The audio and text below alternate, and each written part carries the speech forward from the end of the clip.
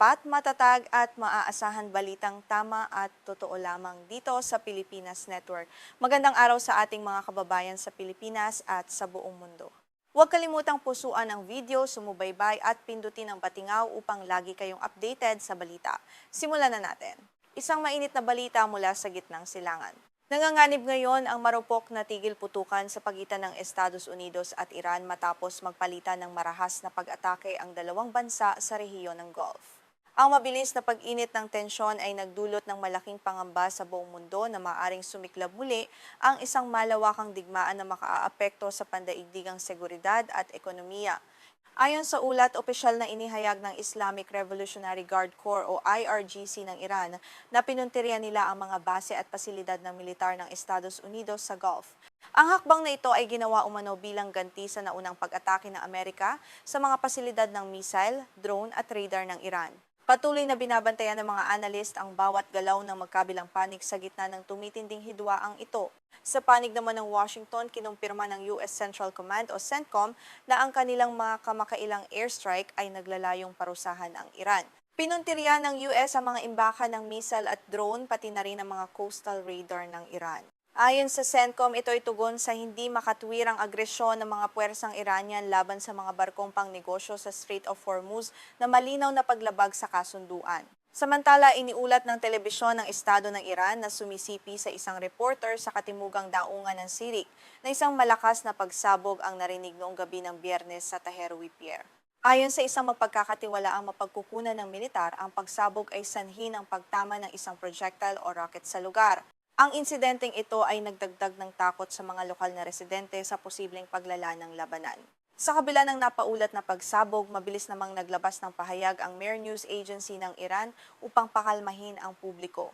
Ayon sa kanilang ulat, normal na nagpapatakbo ang Sirik Port at walang naitalang pinsala sa mga kagamitan o pasilidad nito.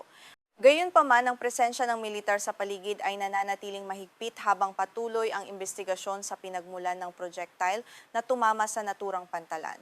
Inilarawan naman ng CENTCOM ang kanilang operasyon bilang isang napakalakas at direktang tugon sa pag-atake noong nakaraang araw sa isang commercial ship na dumadaan sa Strait of Hormuz.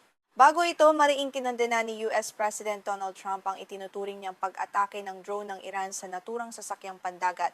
Tinawag ito ni Trump na isang hangal at tahasang paglabag sa kanilang kasunduan sa tigil putukan. Hindi rin nagpahuli si Vice President J.D. Vance sa pagbibigay ng matalim na babala sa Tehran. Sa kanyang post sa social media platform na X, hayagang sinabi ni Vance na ang anumang marahas na aksyon ay tutugunin din ng mas matinding karahasan kung magpapatuloy ang Iran sa kanilang mga pag-atake. Ang pahayag na ito ay nagpapakita ng matigas na paninindigan ng Administrasyong Trump laban sa mga banta ng pamahalaang Iranian. Ilang minuto lamang matapos ang babala ni Vance, naglabas naman ng sagot ang IRGC sa pamamagitan ng state television ng Iran. Ayon sa kanila, matagumpay nilang tinamaan ang mga target ng Amerika sa Gulf bilang ganti. Nagbabala pa ang IRGC na kung uulitin ng US ang agresyon nito, ang susunod na tugon ng Iran ay magiging mas malawak at mas matindi kaysa sa kasalukuyan, na lalong nagpapakita ng kawalan ng takot ng bansa. Ang palitan ng putok at matitinding salita ay nagdulot ng malaking pagdududa kung kakayanin pa bang isalba ang pinirmahang Memorandum of Understanding o MOU noong Hunyo 17 sa pagitan ng US at Iran.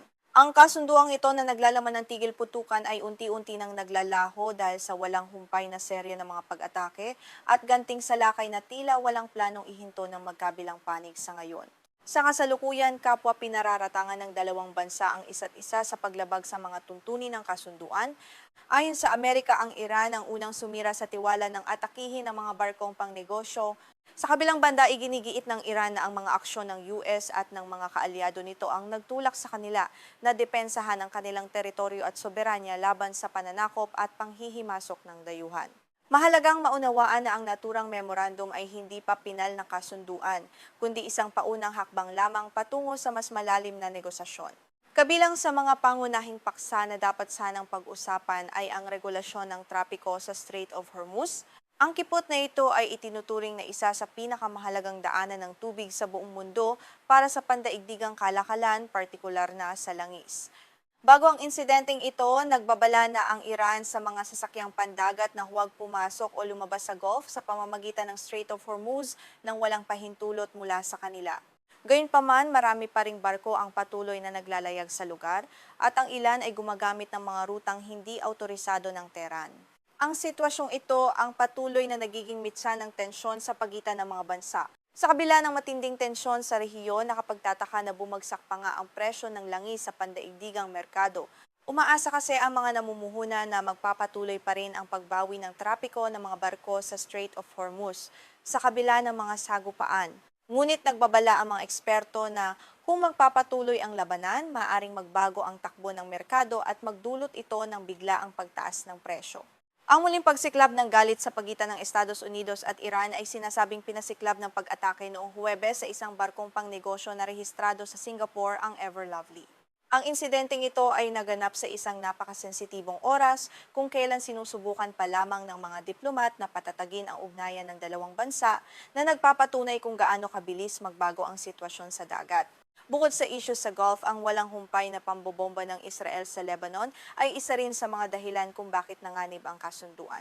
Ang mga pag-atake ng Israel ay nakikitang tahasang paglabag sa mga tuntunin ng memorandum na nilagdaan ng US at Iran.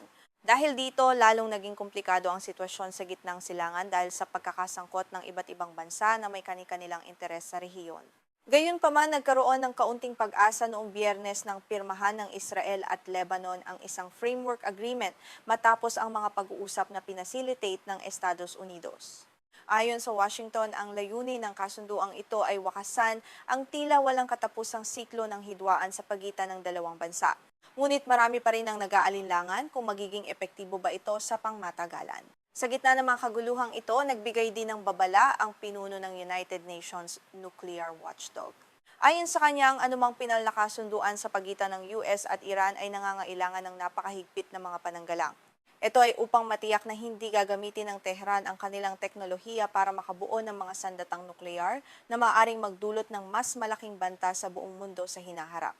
Ang programa sa nuklear ng Iran ay nananatiling isa sa mga pangunahing issue na hindi mapagkasunduan. Nagbibigay ang Tehran at Washington ng magkasalungat na pahayag kung papayagan ba muli ang mga inspektor na makapasok sa mga pasilidad ng bansa. Habang iginigiit ng US ang buong access, nag-aatubili naman ang Iran dahil sa pangamba na gamitin ito para sa espiya na lalong nagpapatagal sa proseso ng usapang pangkapayapaan. Ayon kay Rafael Grossi, ang pinuno ng International Atomic Energy Agency o IAEA, malinaw na ipinahayag ng pamahalaan ng Iran na wala silang intensyon na gumawa ng mga sandatang nuklear. Gayunpaman, binigyang diin ni Grossi na hindi sapat ang mga intensyon lamang. Kailangan aniyang magkaroon ng isang napakatatag na sistema ng pagpapatunay sa lalong madaling panahon upang matiyak na sumusunod ang Iran sa kasunduan. Sa ilalim ng pansamantalang kasunduan, ang stockpile ng enriched uranium ng Iran na tinatayang nasa 440 kilo bago ang digmaan ay dapat sumailalim sa proseso ng downblending sa ilalim ng pangangasiwa ng IAEA. Ang pagpapatupad nito ang magiging pinakamahalagang pagsubok sa katatagan ng kasunduan habang ang buong mundo ay naghihintay kung magwawagi ang diplomasya o ang digmaan sa gitnang silangan.